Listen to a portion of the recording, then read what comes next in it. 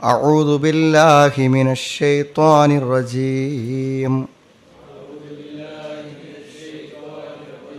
بسم الله الرحمن الرحيم. وإذ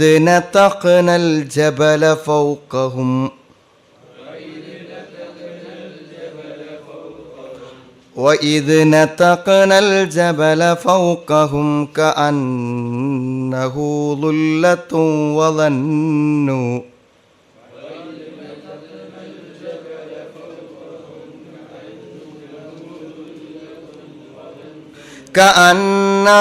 ظلة وظنوا أنه واقع بهم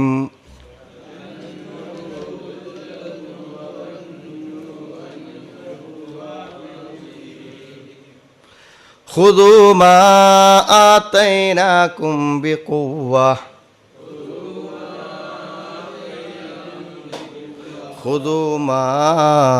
آتيناكم بقوة واذكروا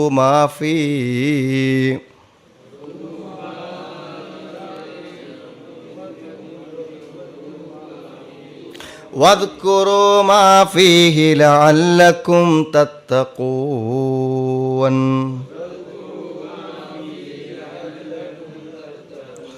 وإذ أخذ ربك من بني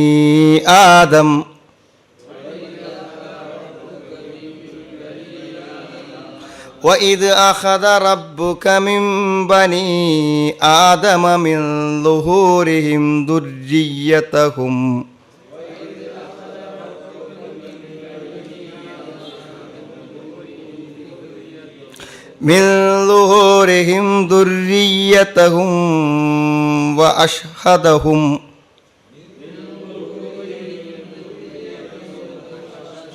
وأشهدهم على أنفسهم ألست بربكم قالوا بلى شهدنا أن تقولوا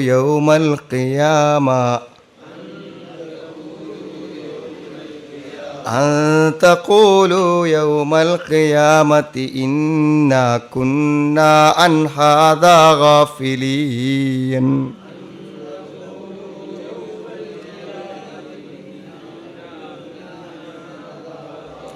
إنا كنا عن هذا غافلين.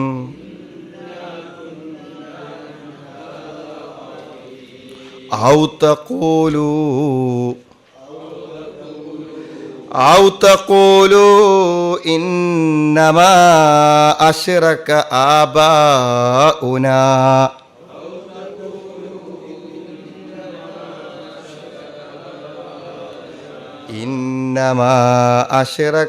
آباؤنا من قبل وكنا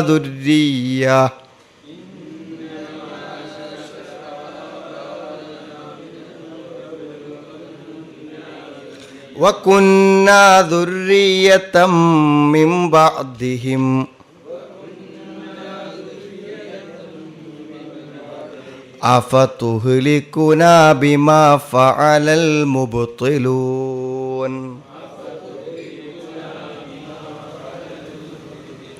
وكذلك نفصل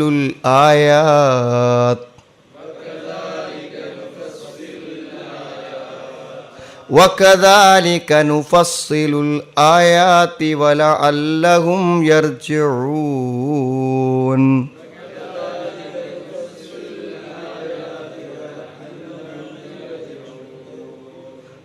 വ്യത്യസ്തമായിട്ടുള്ള അത്ഭുതങ്ങൾ കാണാൻ ഭാഗ്യം ലഭിച്ച ആളുകളാണ് ബനു ഇസ്രായേലുകാർ. ധാരാളക്കണക്കിന് പ്രവാചകന്മാർ നിയോഗിക്കപ്പെട്ട സമൂഹമെന്ന നിലക്കും അവിശ്വസനീയമായ ഒട്ടനവധി അത്ഭുതങ്ങളെ നേരിട്ട് കാണാൻ ഭാഗ്യം ലഭിച്ചിട്ടുള്ളൊരു സമൂഹമാണ്. അത്തരത്തിൽ അള്ളാഹു അവർക്ക് കാണിച്ച ഒരു അത്ഭുതവും ഒരു താക്കീതുമാണ് ഈ വചനത്തിലുള്ളത്. ഇതേ ആശയം സൂറത്തു അൽ ബഖറയിൽ അള്ളാഹു എന്ത് ചെയ്തിട്ടുണ്ട്, പറഞ്ഞിട്ടുണ്ട്. ഇതേ ആയത്ത് സൂറത്തു നിസായിലുണ്ട്. അൽബക്കറ 63, 93 വരെയുള്ള ആയത്തുകളിലുണ്ട്. സൂറത്തു നിസാ 154 സംഭവം അതാണ്. ഇത് അഹദിന മീസാക്കും വറഫഅന ഫൗക്കക്കും തൂർ ഹുദൂമ ആത്തൈനാക്കും ബി കുവ എന്നൊക്കെ സൂറത്ത് അൽബക്കറി പറയുന്നുണ്ട്.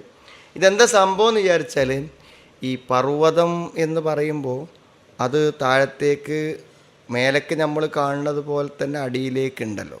അപ്പം നമ്മളൊരു പില്ലർ നമ്മൾ ഉണ്ടാക്കുകയാണെങ്കിൽ നമ്മൾ എന്ത് ചെയ്യും, അത് കുറച്ച് അടിയിക്ക് കൊടുക്കുന്നത് അതിൻ്റെ നിലനിൽപ്പിനും ബലത്തിനും വേണ്ടി തന്നെയാണ്.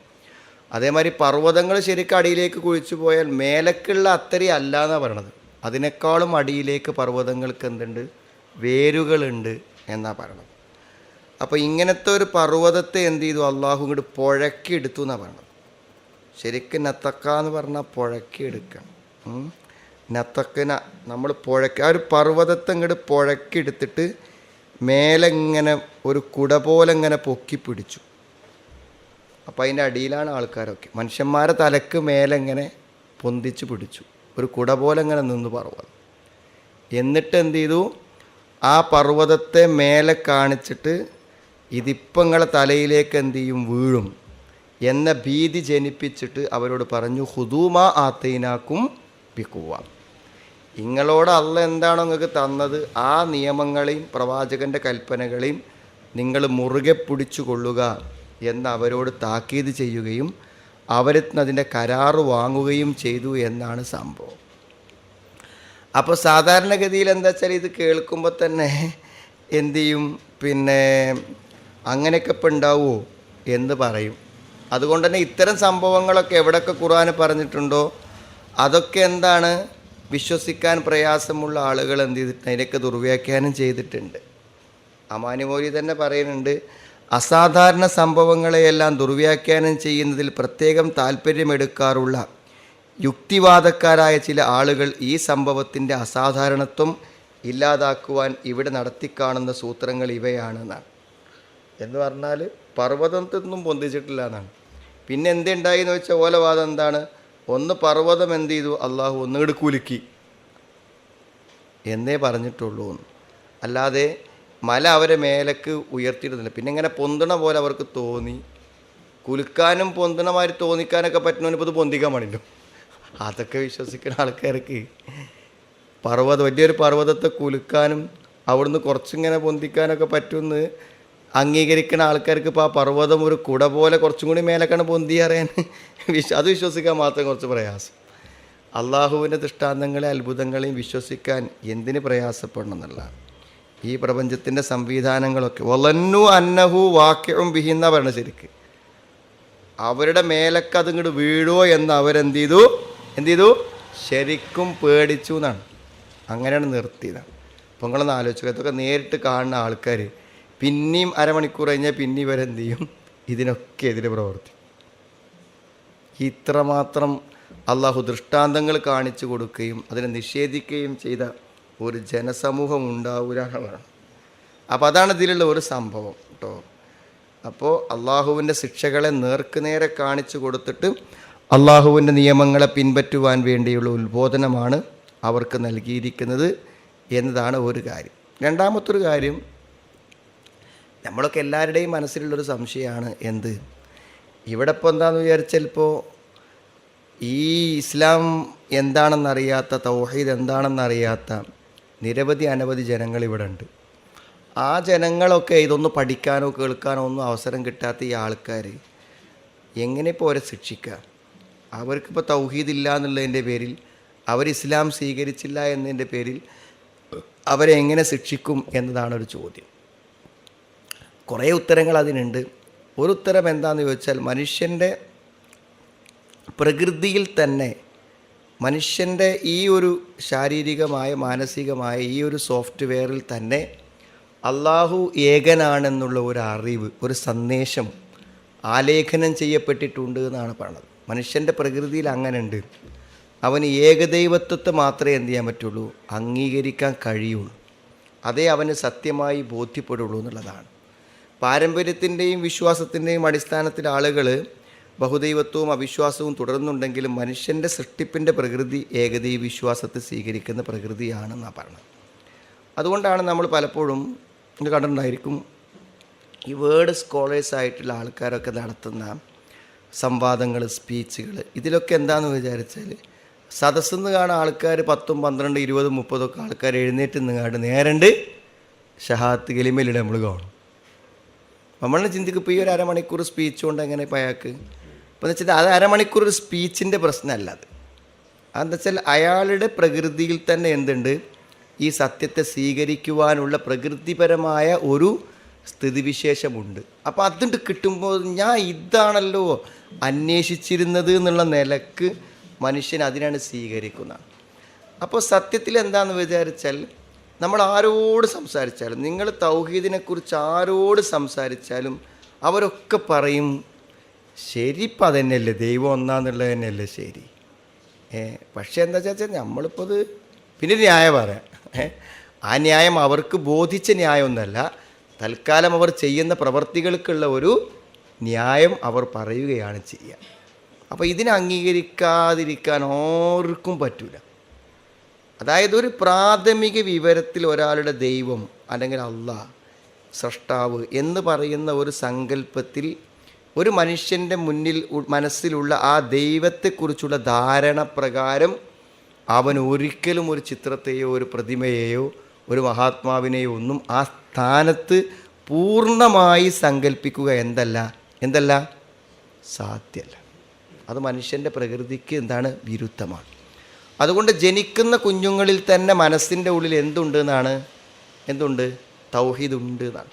പിന്നെ ആ തൗഹീദിനെ മലിനമാക്കി നശിപ്പിച്ച് ഷിർക്കിനെ അവരിൽ പറഞ്ഞ് ബോധ്യപ്പെടുത്തി കൊടുക്കുമ്പോൾ മാത്രമാണ് അതവൾ ഉൾക്കൊള്ളുന്നത് എന്നാണ് ഇതിൽ പഠിപ്പിക്കപ്പെടുന്നത്. അപ്പോൾ സത്യത്തിൽ എന്താണെന്ന് വിചാരിച്ചാൽ നാളെ പരലോകത്ത് വന്നിട്ട് ആൾക്കാർ പറയാണ്, ഞങ്ങളെ വാപ്പകാരണവന്മാരും ആൾക്കാരൊക്കെ ഷിർക്ക് ചെയ്തിരുന്ന ആളുകളാണ്, ഞങ്ങളെ പോലെ മക്കളായിട്ട് പിന്നീട് വന്ന ആളുകളാണ്, അതുകൊണ്ട് ഞങ്ങൾ അങ്ങനെ എന്ത് ചെയ്തു, ഞങ്ങളെ വാപ്പാർ അതിൻ്റെ ആൾക്കാരായതുകൊണ്ട് ഞങ്ങളും അതിൻ്റെ ആളുകളായി എന്ന ഒരു വാദം അവിടെ ഒരാൾക്ക് പരലോകത്ത് ഉന്നയിക്കാൻ പറ്റൂല എന്നാണ്. എന്താ കാരണം അവന് സ്വന്തം തന്നെ ഈ സത്യത്തിൻ്റെയും തൗഹീദിൻ്റെയും വെളിച്ചം സ്വീകരിക്കത്തക്ക വിധത്തിൽ അവൻ്റെ മനസ്സിൽ, അവൻ്റെ പ്രകൃതിയിൽ ഈ ഏകദൈവത്തെക്കുറിച്ചുള്ള ധാരണ എന്ത് ചെയ്തിട്ടുണ്ട്, അള്ളാഹു സന്നിവേശിപ്പിച്ചിട്ടുണ്ട് എന്നാണ് പറയണത്. ഇത് വളരെ വലിയൊരു ആശയമാണ്. ഇതുകൊണ്ട് നമുക്ക് 2 കാര്യം കിട്ടുന്നുണ്ട്. ഒന്നൊരു ചോദ്യത്തിൻ്റെ ഉത്തരം. എന്താണ് ചോദ്യത്തിൻ്റെ ഉത്തരം എന്ന് പറഞ്ഞാൽ, അതായത് അള്ളാഹു അല്ലാത്ത ആളുകളെ ആരാധിക്കുന്ന, വിളിച്ചു പ്രാർത്ഥിക്കുന്ന ആളുകളെ സംബന്ധിച്ചിടത്തോളം അവർക്ക് ഈ സന്ദേശം എത്തിച്ചു കൊടുക്കേണ്ട കടമ നമുക്കുണ്ട്. പക്ഷേ കിട്ടിയിട്ടില്ലെങ്കിൽ പോലും നാളെ പരലോകത്ത് ഏകദൈവത്വത്തെ അംഗീകരിക്കാത്തത് എന്ത് എന്ന ചോദ്യത്തിന് പൂർണ്ണമായ മറുപടി പറയാൻ നാളെ പരലോകത്ത് അവർക്ക് പറ്റൂല എന്നാണ് പറയണത്. ഒരാശയം. രണ്ടാമത്തെ ആശയം, ഇത്ര പെട്ടെന്ന് ഒരാൾക്ക് ഉൾക്കൊള്ളാൻ പറ്റുന്ന ഇത്രയും ലളിതമായ ഒരാശയം നമ്മൾ വല്ലാതെ ബുദ്ധിമുട്ടി ഇങ്ങനെ 10 മണിക്കൂർ 20 മണിക്കൂർ വെച്ച് പഠിപ്പിക്കൊന്നും വേണ്ട. ജസ്റ്റ് ഇതൊന്നും ഇങ്ങനെ പറഞ്ഞാൽ തന്നെ ആളുകൾക്കത് സ്വീകരിക്കും. അതിന് പോലും മെനക്കെടാൻ ആര് തയ്യാറല്ല? നമ്മൾ തയ്യാറല്ല എന്നുള്ളതാണ്. ഇപ്പോൾ മുസ്ലിം സമൂഹങ്ങളിൽ എത്ര ശതമാനം ആളുകൾ ഈ ഒരു പ്രബോധനം നിർവഹിക്കുന്നുണ്ട് എന്നതാണ് ഗൗരവപരമായ കാര്യം. പ്രബോധനങ്ങൾ നടക്കാത്ത, ഇസ്ലാം പ്രചരിപ്പിക്കപ്പെടാത്ത, അതിനെ മറ്റുള്ളവരിലേക്ക് എത്തിക്കാത്ത സ്ഥലങ്ങളിലൊന്നും ആ ആശയം നിലനിൽക്കുകയോ അല്ലെങ്കിൽ അത് അനുഷ്ഠിക്കപ്പെടുകയോ ചെയ്യുന്നൊരവസ്ഥ ഉണ്ടാവില്ല എന്നാണ് പറയുന്നത്. മനസ്സിലായില്ലേ നിങ്ങൾ? ഉണ്ടാവില്ല. ഇപ്പോൾ നിങ്ങൾക്കറിയാം, ഇപ്പോൾ നമ്മളൊരു അടുക്കള, അവിടെ പാചകങ്ങൾ നടക്കുകയും ആളുകൾ വന്ന് ഭക്ഷണം കഴിക്കുകയും ചെയ്യുന്നില്ലെങ്കിൽ അതിന് അടുക്കള എന്ന് പറയാൻ പറ്റും? നമുക്ക് പറയാൻ പറ്റുമോ? അവിടെ അതിലുള്ള എല്ലാ സംവിധാനമാണ്, പക്ഷെ അത് ഉപയോഗപ്പെടുത്തുന്നില്ല. അപ്പോൾ ശരിക്കും അവിടെ ഒരു ഭക്ഷണം എന്നുള്ള ഒരു പ്രക്രിയ അവിടെ ലൈവായി സജീവമായി നിലനിൽക്കൂല. ഇതുപോലെ തന്നെയാണ് ഇസ്ലാം. അതായത് ഇസ്ലാം പ്രബോധനം ചെയ്യപ്പെടുന്നില്ലെങ്കിൽ അത് ആചരിക്കപ്പെടില്ല. നമ്മളിവിടെ ഇങ്ങനെ നിസ്കാരത്തിനും നോമ്പിനെയും സക്കാത്തിനും തൗഹീദിനെ കുറിച്ച് ഇങ്ങനെ പറഞ്ഞും കൊണ്ടിരിക്കുമ്പോൾ മാത്രമേ ആളുകളത് അനുഷ്ഠിക്കുള്ളൂ. ആളുകളത് അനുഷ്ഠിക്കണമെങ്കിലും എന്തു വേണം? നമ്മളത് ആളുകൾക്ക് എന്ത് ചെയ്യണം? പറഞ്ഞു കൊടുത്തുകൊണ്ടിരിക്കണം. എന്നാൽ മാത്രമേ ആൾക്കാരെ സ്വീകരിക്കൂ.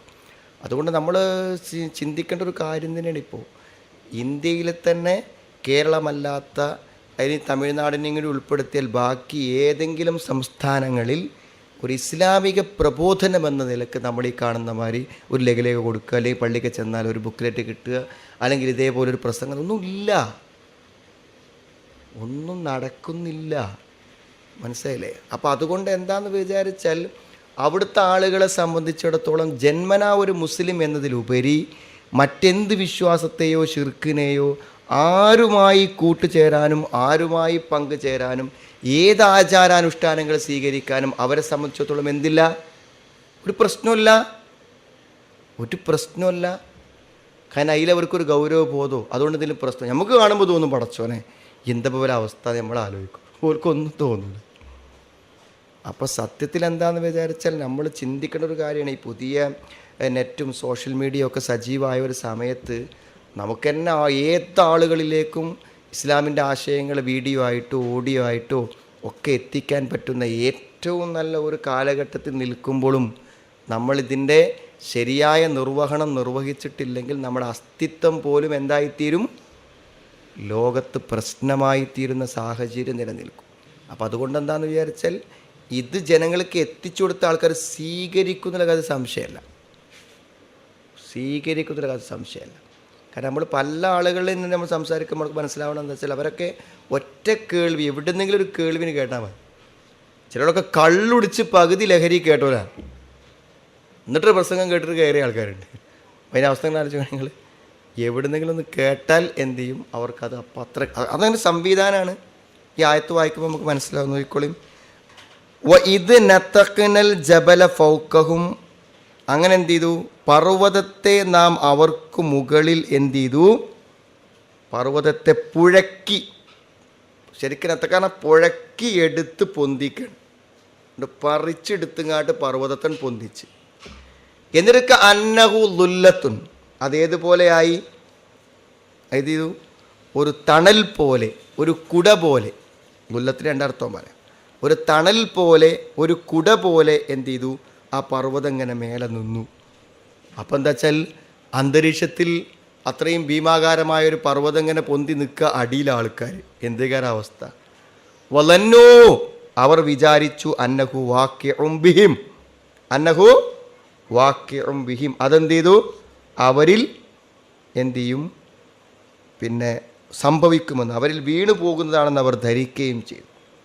അതാണ് ഹീനംതനഉ മിൻ കബൂലി മാഫി തൗറാത്ത്. ഇതെപ്പോഴാണ് ചെയ്തു കാര്യങ്ങൾ? ഈ തൗറാത്തിലുള്ള കാര്യങ്ങൾ ആചരിക്കാനോ അനുഷ്ഠിക്കാനോ ബനു ഇസ്രായേലുകാർ തയ്യാറാകാതെ വന്നപ്പോൾ അള്ളാഹു അവരെന്ന് പേടിപ്പിക്കാൻ തീരുമാനിച്ചു. അങ്ങനെയാണ് അള്ളാഹു എന്ത് ചെയ്തു? വനത്തക്ക ഫൗക്ക റൂസിഹിമുൽ ജബൽ വസ്വാറ ഫൗക്കും, മലങ്ങിട്ട് പറിച്ചിട്ട് ശരിക്കും ഓലെ മേലങ്ങിട്ട് നിർത്തി കേട്ടോ. മേലെങ്ങനെ നിർത്തിയിടത്? അന്നഹു ലുല്ലത്തുൻ, ശരിക്കൊരു കുട പോലെ അവരെ മേലേക്ക് വീഴാവുന്ന രീതിയിൽ വന്നു. ആ സമയത്താണ് അവരോട് പറഞ്ഞത് എന്ത്? ഹുദൂമ ആത്തൈനാകും ബിഖുവ്വ, ഹുദൂമ ആത്തൈനാകും ബിഖുവ്വ എന്ന് അപ്പളാ പറഞ്ഞത്.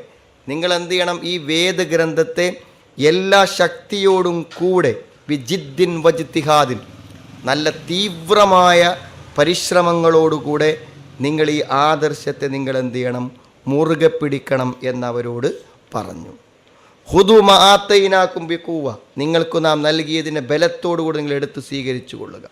വദ്കുറു മാ ഫീഹി, അതിലുള്ളതിനെ നിങ്ങൾ ഓർമ്മിക്കുകയും ചെയ്യുവിൻ. ലഅല്ലക്കും തത്തഖൂൻ, നിങ്ങൾ സൂക്ഷ്മത പാലിച്ചേക്കാണ്. ഞാൻ തുടക്കത്തിൽ പറഞ്ഞില്ലേ, ഇത്രയും വ്യക്തമായ ഒരു ദൃഷ്ടാന്തം കാണിച്ചു കൊടുത്തതിനെ പിൽക്കാലത്ത് വായിക്കുന്ന ആൾക്കാർക്ക് വിശ്വസിക്കാൻ പറ്റണില്ല. അത്രയും വ്യക്തമായിട്ട് അള്ളാഹു ചെയ്തൊരു കാര്യത്തെ എന്താണ് സ്വന്തം ബുദ്ധി കൊണ്ട് കാര്യങ്ങൾ ഉൾക്കൊള്ളാൻ ശ്രമിക്കുന്ന ആളുകൾക്ക് വിശ്വസിക്കാൻ പറ്റില്ല. അതുകൊണ്ട് അവരതിനെ ദുർവ്യാഖ്യാനിക്കുകയാണ് ചെയ്യണത്. അതാണ് അമാനുമോലി പറഞ്ഞത്, അസാധാരണ സംഭവങ്ങളെയെല്ലാം ദുർവ്യാഖ്യാനം ചെയ്യുന്നതിൽ പ്രത്യേകം താല്പര്യമെടുക്കാറുള്ള യുക്തിവാദക്കാരായ ചില ആളുകൾ ഈ സംഭവത്തിൻ്റെ അസാധാരണത്വം ഇല്ലാതാക്കുവാൻ ഇവിടെ നടത്തിക്കാണുന്ന സൂത്രങ്ങൾ ഇവയാണെന്നാണ്. എവിടെയൊക്കെ വിശുദ്ധ ഖുർആൻ പറയുന്ന ഇത്തരം അമാനുഷിക സംഭവങ്ങളെ എവിടെയൊക്കെ ഖുർആനിൽ വരുന്നുണ്ടോ അതിനൊക്കെ എന്താണ് ദുർവ്യാഖ്യാനം ചെയ്തിട്ട് പറയാൻ വ്യക്തമാണ് ആയത്ത്. അവരെ മേലത് വീഴുന്ന അവസ്ഥയായി എന്നൊക്കെ ആയത്ത് കാണുമ്പോൾ പിന്നെ ഇതിനെ വ്യാഖ്യാനിക്കാനും ദുർവ്യാഖ്യാനിക്കാനൊന്നും പോകേണ്ട ആവശ്യം ഇല്ല എന്നർത്ഥം.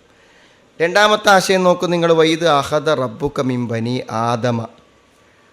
എന്താണ് ഇത് അഹദ റബ്ബുക മിൻ ബനി ആദമ മിൻ ളുഹൂരിഹിം ദുർരിയത്തഹും വ അശ്ഹദഹും അല അൻഫുസിഹിം. ആദമിൻ്റെ മക്കളിൽ നിന്ന്, അതായത് അവരുടെ മുതുകുകളിൽ നിന്ന്, മിൻ ളുഹൂരിഹിം എന്ന് പറഞ്ഞാൽ അവരുടെ മുതുകുകളിൽ നിന്നും എന്താണ് അഹദ റബ്ബുക നിൻ്റെ റബ്ബ് എന്ത് ചെയ്തു, എടുത്തു, മിൻ ബനി ആദമ ആദമിൻ്റെ മക്കളിൽ നിന്നും അവരുടെ മുതുകുകളിൽ നിന്നും നിൻ്റെ റബ്ബ് എടുത്തു. എന്തിനെടുത്തു? ദുര്രിയത്തും അവരുടെ സന്തതികളെ എടുത്തു എന്ന് പറഞ്ഞാൽ അവരുടെ സന്തതികളെ പുറത്തു കൊണ്ടുവന്നു.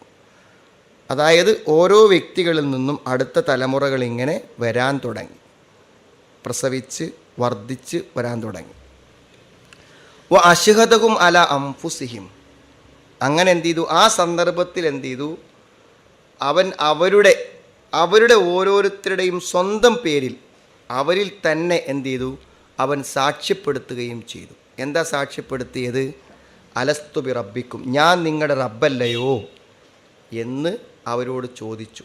കാലു, അവർ പറഞ്ഞു, ബലാ, അതേ, അല്ലാതെ, അങ്ങനെ തന്നെ, ഷഹിദിന, ഞങ്ങളതിന് സാക്ഷ്യം വഹിച്ചിരിക്കുന്നു എന്നവർ പറയുകയും ചെയ്തു. അപ്പോൾ ഇങ്ങനൊരു സാക്ഷ്യപ്പെടുത്തൽ ഉണ്ടായിട്ടുണ്ട്. ഇത് എപ്പോഴാണ് സംഭവിച്ചത്? രണ്ട് വ്യാഖ്യാനങ്ങളാണുള്ളത്. ഒരു വ്യാഖ്യാനം എന്താ വെച്ചാൽ ആദം നബി അലൈഹിസ്സലാമിനെ സൃഷ്ടിക്കുന്ന സമയത്തു തന്നെ ലോകത്തുള്ള മുഴുവൻ ആളുകൾ ആദമിൽ നിന്ന് വരുന്ന ഏതൊരു സന്താനത്തിലും ഉണ്ടാവേണ്ട, മനസ്സിൻ്റെ ഉള്ളിലുണ്ടാവേണ്ട ഒരു ഫിത്രത്ത്, ഒരു പ്രകൃതിയെ അള്ളാഹു അന്നു നിശ്ചയിച്ചു എന്നാണ് പറയുന്നത്. അഖ്റജ മിൻ നസുലാബിഹിം ദുർരിയത്തഹും വജഅലഹും യതനാസലൂൻ വയതവാലദൂന കർണൻ ബാദ കർൺ. തലമുറകളായി ജനിച്ചുണ്ടാകുന്ന പരമ്പരകളായി തീരുന്നൊരവസ്ഥയിൽ എന്ത് ചെയ്തു? അവരെ പുറത്തെടുത്തു. ഹീന അഖ്റജഹും മിൻ ബുത്തൂനി ഉമ്മഹാത്തിഹിം. രണ്ടാമത്തത് ഉമ്മൻ്റെ വയറ്റിന്ന് വരുമ്പോൾ വാസുലാബി ആബായിഹിം, പിതാക്കന്മാരുടെ മുതുകുകളിൽ നിന്നും ഉമ്മമാരുടെ വയറുകളിൽ നിന്നും പുറത്തു വരുന്ന സമയത്താണ് കററഹും ബി ഇസ്ബാത്തി റുബൂബിയത്തി, അള്ളാഹുവിൻ്റെ റബ്ബാണെന്നുള്ള റുബൂബിയത്തിനെ അവരെ കൊണ്ട് അംഗീകരിപ്പിക്കുകയും ബിമാ ഔദഅഹു ഫി ഫിത്തരിഹിമിൽ ഇഖ്റാർ, അത് അംഗീകരിപ്പിക്കാനുള്ള മനസ്ഥിതി അവിടെ പ്രകൃതിയിൽ അള്ളാഹു ഉണ്ടാക്കുകയും ചെയ്തു. അത് അള്ളാഹുവിൻ്റെ സൃഷ്ടിപ്പിൻ്റെ ഭാഗമായി എന്നാണ് പറയണത്. അങ്ങനെ അവിടെ ചോദിച്ചപ്പോൾ ലോകത്തുള്ള മുഴുവൻ മനുഷ്യനും, ഇനി എന്ത് വ്യാഖ്യാനത്തിന് കൊടുത്താലും പ്രശ്നമല്ല, മനുഷ്യനായി ഒരാൾ ഭൂമിയിൽ ജനിക്കുന്നുവെങ്കിൽ അവൻ്റെ പ്രകൃതിയിൽ അള്ളാഹുവിൻ്റെ ഏകത്വത്തെ അള്ളാഹു അംഗീകരിപ്പിച്ചിട്ടുണ്ട്, അവൻ്റെ ഫിത്രത്തിൻ്റെ ഭാഗമാക്കിയിട്ടുണ്ട് എന്ന് ഈ ആയത്ത് എന്തായാലും വ്യക്തമാക്കുന്നുണ്ട്. ലോകത്ത് മനുഷ്യനാണോ അവന് ഏകദൈവ വിശ്വാസത്തെ അവൻ്റെ ജീവിതത്തിൽ അവൻ എന്ത് ചെയ്തിട്ടുണ്ട്? പ്രകൃതിയിൽ അംഗീകരിച്ചിട്ടുണ്ട്. അതിനെ നിരോധിക്കാനും നിഷേധിക്കാനും പറ്റില്ല. പിന്നെ ഒരു സൗകര്യം എന്താ പറയുക, ഏകദൈവ വിശ്വാസം ഉൾക്കൊണ്ട ഒരു വ്യക്തി ബാക്കിയെല്ലാം സ്വീകരിക്കും, ഒരു പ്രശ്നമല്ല. അത് മനസ്സിലായാൽ ബാക്കിയൊക്കെ മനസ്സിലാകൽ ഈസിയാണ്, ഒരു പ്രശ്നമല്ല. അത് മനസ്സിലാകാത്തവനോ എന്ത് മനസ്സിലായിട്ടും കാര്യമില്ല, അവനാ ഇസ്ലാമിൻ്റെ ചൈതന്യം കിട്ടൂല. അതിൻ്റെ ഒരു ചൈതന്യം ഉണ്ടല്ലോ, അതൊരിക്കലും എന്ത് ചെയ്യൂല, കിട്ടൂല. ആ തൗഹീദിൻ്റെ മർമ്മം മനസ്സിലാകാത്ത വ്യക്തികൾക്ക് എന്ത് കിട്ടൂല? അതിൻ്റെ ഒരു ശരിയായ ചൈതന്യം അയാൾക്ക് കിട്ടുകയില്ല എന്നർത്ഥം കേട്ടോ. അതാണ് കാര്യം. അപ്പം ശരിക്കും ഇതാ പറയണു, കാലു ബല ഷഹിദിന. എന്നിട്ട് പറയാണ്, അന്തഖൂലു യൗമൽ ഖിയാമത്തി ഇന്നാ കുന്നാ അൻ ഹാദാ ഗാഫിലീൻ. എന്താണ്? അന്തഖൂലു, നിങ്ങൾ പറഞ്ഞേക്കുമെന്നതിനാലാണ് ഇങ്ങനെ ഒരു പ്രതിജ്ഞ നിങ്ങളെ കൊണ്ട് ചെയ്യിപ്പിച്ചത്. നിങ്ങൾ പറഞ്ഞേക്കുമെന്നറിയാം, അത് നിങ്ങൾ അവിടെ വെച്ച് പറയരുത്. എന്താണ് പറയാ? യൗമൽ ഖിയാമ, ഖിയാമത്ത് നാളിൽ, ഇന്നാ കുന്ന അൻ ഹാദ ഗാഫിലീൻ. എന്തായിരുന്നു? തീർച്ചയായും ഞങ്ങൾ ഇതിനെക്കുറിച്ച് അശ്രദ്ധരായിരുന്നു. ഞങ്ങൾക്ക് ഇങ്ങനെ ഒരു ഏകദൈവത്തെക്കുറിച്ചോ തൗഹീദിനെക്കുറിച്ചോ അള്ളാഹു റബ്ബാണെന്ന കാര്യത്തെക്കുറിച്ചൊന്നും ഞങ്ങൾക്കറിയുകയില്ലായിരുന്നു റബ്ബേ, അതുകൊണ്ടാണ് ഞങ്ങൾ ഈ ഏകദൈവ വിശ്വാസം സ്വീകരിക്കാതെ വന്നത് എന്ന് പരലോകത്ത് വെച്ച് നിങ്ങൾ പറയാതിരിക്കാനാണ് നിങ്ങളുടെ പ്രകൃതിയിൽ തന്നെ ഏകദൈവ വിശ്വാസത്തെ ഉൾക്കൊള്ളിച്ചത് എന്നാ പറയണത്. എത്ര ക്ലിയറാത്. അൻ തഖൂലു യൗമൽ ഖിയാമത്തി ഇന്നാ കുന്നാ അൻ ഹാദാ ഗാഫിലീൻ എന്നു നിങ്ങൾ നാളെ പരലോകത്ത് വെച്ചുകൊണ്ട് പറയാതിരിക്കാൻ. അതായത് ഇന്നമാ ഇംതഹനാക്കും ഹത്താ അഖറർതും ബിമാ തഖററ ഇൻദകും മിൻ അന്നല്ലാഹ തആല റബ്ബുക്കും ഖശിയതൻ അൻ തുൻകിറു യൗമൽ ഖിയാമ.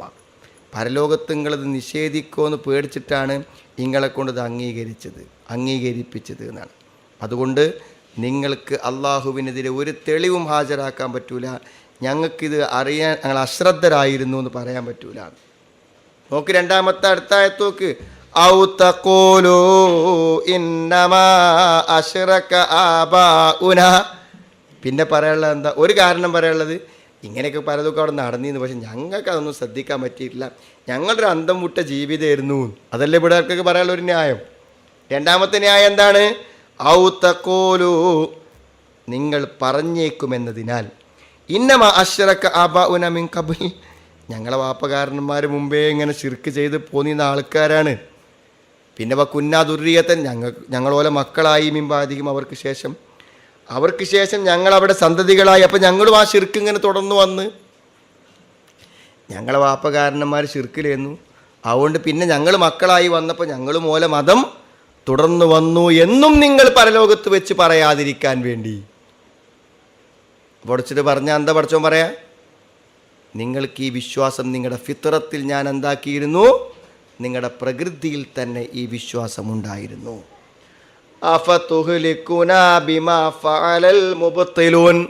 മാത്രമല്ല നിങ്ങൾ അവിടുന്ന് ചോദിക്കും, എന്താണ് ഞങ്ങളിലെ വിവരമില്ലാത്തവർ ചെയ്തതിന് നീ ഞങ്ങളെ ശിക്ഷിച്ച് നശിപ്പിക്കുകയാണോ എന്നും നിങ്ങൾ അവിടെ വെച്ചുകൊണ്ട് പറഞ്ഞേക്കുമെന്നതിനാൽ നിങ്ങളെന്ത് ചെയ്യും? അവിടെ വെച്ചുകൊണ്ട് പറയും അതാണ് ഫഖദ് ഔദ അല്ലാഹു ഫീ ഫിത്രിക്കും മാ യദുല്ലുക്കും അലാ അന്ന മാ മഅബാഇക്കും ബാത്തിൽ വഅന്നൽ ഹഖ്ക മാ ജാഅത ബിഹി റുസുൽ വഹാദാ യുഖാവിമു മാ വജദ്തും അലൈഹി ആബാഉക്കും വയഅലു അലൈഹി. എന്താ പറഞ്ഞത്? നിങ്ങളുടെ ഫിത്രത്തിൽ അള്ളാഹു ഏകദൈവ വിശ്വാസത്തെ വെച്ചു, മനസ്സിലായില്ലേ? അതുകൊണ്ട് സത്യം നിങ്ങൾക്ക് പ്രവാചകന്മാർ കൊണ്ടുവന്നു തന്നു. അതുകൊണ്ട് നിങ്ങളുടെ പിതാക്കന്മാരിൽ കണ്ടതിന് വിപരീതമായി നിങ്ങൾ ഈ സത്യത്തെ സ്വീകരിക്കേണ്ടിയിരുന്നു എന്നാണ് അവിടെ വെച്ചുകൊണ്ട് പറയാം. അപ്പോൾ മനുഷ്യൻ്റെ മനസ്സിൽ തൗഹീദ് ഉണ്ട്, പക്ഷെ ആ തൗഹീദ് ഉണ്ടെങ്കിലും എന്തു ചെയ്യും? തെറ്റായ വിശ്വാസങ്ങൾ കൊണ്ടുവന്നിട്ട് അവൻ്റെ ഉള്ളിൽ കയറ്റിയിട്ട് ഈ തൗഹീദിൻ്റെ വിശ്വാസത്തെ അവരിൽ നിന്ന് എന്തു ചെയ്യും? പുറത്ത് കളയുകയാണ് അവൻ്റെ മാതാപിതാക്കളും ആളുകളും ചെയ്യുന്നത് എന്നാണ് അതിൻ്റെ ചുരുക്കം. ഇത് എവിടെ വെച്ചൊക്കെയാണ് ഇത് നടന്നത് എന്നതിനെക്കുറിച്ച് വ്യത്യസ്തമായ അഭിപ്രായങ്ങളുണ്ട്. ആദ്യം ആദം നബിയെ സൃഷ്ടിച്ച സന്ദർഭത്തിലാണ്, അത് തുടക്കത്തിലാണ്. അതല്ല, ഓരോരുത്തരുടെയും ഗർഭപാത്രത്തിൽ വെച്ചുകൊണ്ട് ഇങ്ങനെ നടക്കുന്നു എന്നാണ്. അതാണ് ഇന്ന ഹാദാ യൗമുൻ അഖദല്ലാഹുൽ മീസാഖ അലാ ദുർരിയത്തി ആദം ഹീന ഇസ്തഖറജഹും മിൻ ളുഹുരി വഅശ്ഹദഹും അലാ അൻഫുസിഹിം വശഹിദു ബിദാലിക ഫഹ്തജ അലൈഹിം ബിമാ ഖററു ബിഹി ഫീ ദാലിക്കൽ വഖ്തി അലാ ദുൽമിഹിം ലഹു. ഇത് തുടക്കത്തിലാണെന്ന് പറയുന്നു. വേറൊരു അഭിപ്രായം എന്താ വെച്ചാൽ, ഓരോ പ്രാവശ്യവും എന്താണ് ഹീന അഖ്റജഹും മിൻ ബുത്തൂനി ഉമ്മഹാത്തിഹിം വഅസ്ലാബി ആബാഇഹിം, ഓരോ കുട്ടി ജനിക്കുമ്പോഴും ആ കുട്ടിയെ സൃഷ്ടിക്കുമ്പോൾ അള്ളാഹു എന്ത് ചെയ്യുന്നുണ്ട്? സൃഷ്ടിപ്പിൻ്റെ തുടക്കത്തിൽ ഗർഭപാത്രത്തിൽ വെച്ചുകൊണ്ട് തൗഹീദിനെ അവനെ കൊണ്ട് അംഗീകരിപ്പിച്ചിട്ടാണ് അള്ളാഹു ഭൂമിയിലേക്ക് എന്ത് ചെയ്യണത്? പറഞ്ഞയക്കണത് എന്നാണ്. അതാണ് കുല്ലു മൗലൂദിൻ യൂലദു അലൽ ഫിത്ര എന്ന് പറഞ്ഞത് ആ അടിസ്ഥാനത്തിലാണ്. അത് ജനിക്കുന്ന കുട്ടി ശുദ്ധ ഏകദൈവ വിശ്വാസിയാണെന്നാണ് പറയണത്. ഒരു കുട്ടി ജനിക്കുമ്പോൾ അവൻ പൂർണ്ണമായും ഏകദൈവ വിശ്വാസിയാണ്. പിന്നെ അവൻ്റെ വിശ്വാസത്തെ ആര് മാറ്റുകയാണ്? ബന്ധുക്കളും ആളുകളും മാതാപിതാക്കളും ചേർന്ന് മാറ്റുകയാണ് ചെയ്യുന്നതെന്നാണ്. അപ്പോൾ മനുഷ്യ പ്രകൃതിക്ക് യോജിക്കാത്തതാണെന്ത്? ബഹുദൈവത്വം. മനുഷ്യൻ്റെ പ്രകൃതിക്ക് യോജിക്കുന്നതാണെന്ത്? ഏകദൈവ വിശ്വാസം എന്നാണ് പറയുന്നതിൻ്റെ ചുരുക്കം. പിന്നെയോ വകദാലിക നുഫസ്സിലുൽ ആയാതി വലഅല്ലഹും യർജിഊൻ. വകദാലിക നുഫസ്സിലുൽ ആയാത്ത്, അപ്രകാരം നാം ആയത്തുകളെ, ലക്ഷ്യങ്ങളെ വിശദീകരിച്ച് തരുന്നു. ലഅല്ലഹും യർജിഊൻ, അവർ മടങ്ങുന്നതിന് വേണ്ടി. ഈ വിശദീകരണങ്ങളൊക്കെ കേട്ടാൽ ഒരാൾക്ക് എന്ത് ചെയ്യും? സത്യം ബോധ്യപ്പെടുന്നതാണ്. അമാനി മൗലീൻ്റെ ഒരു വാചകം നമുക്ക് വായിക്കാം. നൈസർഗികമായ ഈ ബോധം നിമിത്തം തൗഹീദിന് വിരുദ്ധമായ നിലപാടുകളൊന്നും സ്വീകരിക്കാതിരിക്കുവാൻ ഓരോ മനുഷ്യനും ബാധ്യസ്ഥനാണ് എന്നാണ്. അതായത് വേറൊരു ദാവത്തും പ്രബോധനമൊന്നും കിട്ടിയില്ലെങ്കിൽ തന്നെ എന്ത് ചെയ്യണം? ഓരോരുത്തരും ഏത് അംഗീകരിക്കണം? മനുഷ്യൻ്റെ നൈസർഗിക ബോധത്തിൽപ്പെട്ടതാണ് എന്തെന്ന് പറഞ്ഞാൽ ഈ തൗഹീദ് സ്വീകരിക്കുക എന്നത് എന്നാണ് പറഞ്ഞതിൻ്റെ ചുരുക്കം. അപ്പോൾ നോക്കാം. അഊദു ബില്ലാഹി മിനശ് ശൈത്വാനിർ റജീം. ബിസ്മില്ലാഹിർ റഹ്മാനിർ റഹീം. وَإِذْ نَتَقْنَا الْجَبَلَ فَوْقَهُمْ كَأَنَّهُ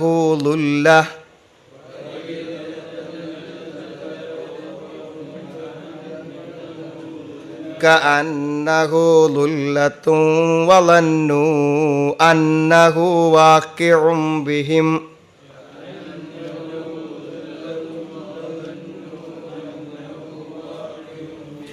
خُذُوا مَا آتَيْنَاكُمْ بِقُوَّةٍ وَاذْكُرُوا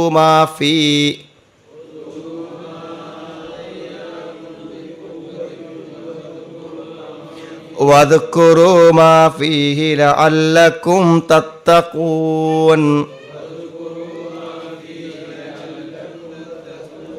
وَإِذْ أَخَذَ رَبُّكَ مِنْ بَنِي آدَمَ مِنْ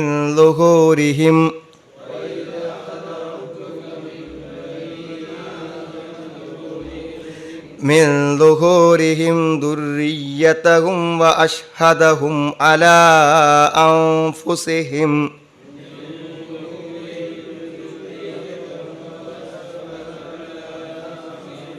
أَلَسْتُ بِرَبِّكُمْ قَالُوا بَلَى شَهِدْنَا أَن تَقُولُوا يَوْمَ الْقِيَامَةِ إِنَّا كُنَّا عَنْ هَذَا غَافِلِينَ.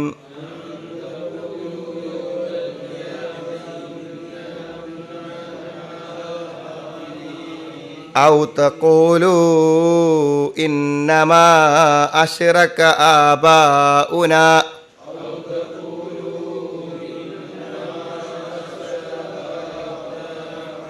آبَاؤُنَا من قبل وكنا ذرية من بعدهم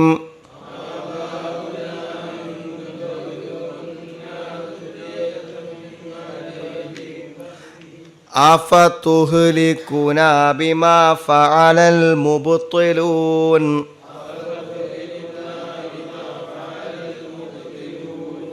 وكذلك نفصل الآيات ولعلهم يرجعون.